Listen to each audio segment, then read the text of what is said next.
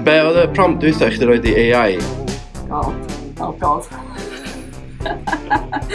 Seriously, dwi'n siarad fatha creu fatha dyluniad o thought process ni i'r pentra gwyddoniaeth a technoleg i'r Steddfod a nath o creu. Cool. Iawn, be oedd y prompt diwethaf chdi roed i AI? Voice isolation in Final Cut Pro. Lois.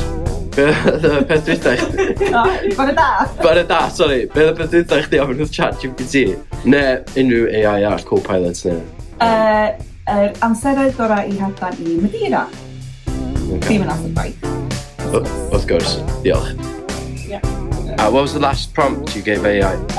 I'm going to a surprise 50th birthday party on the weekend. What do I buy them?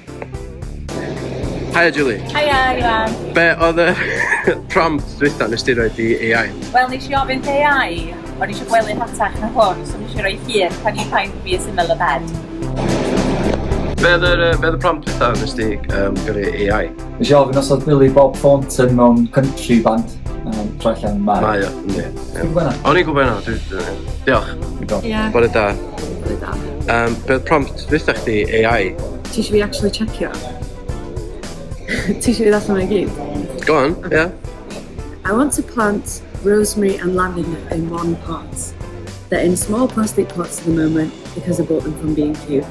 Shall I plant them in a 40cm diameter or 53cm diameter pot? Bearing in mind they'll obviously grow. Okay, diolch. They're 53cm. Nath o roed ateb call eto. Okay. Diolch. Ruth, be oedd y peth diwethaf i chdi promptio AI? Hi, Iwan. Sausage roll storage guidelines oedd AI dweitha fi. Be oedd prompt diwethaf chdi i AI?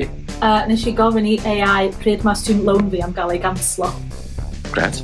Yeah. Stephen, be oedd prompt diwethaf chdi i AI? Give me a list of every Wednesday in 2026.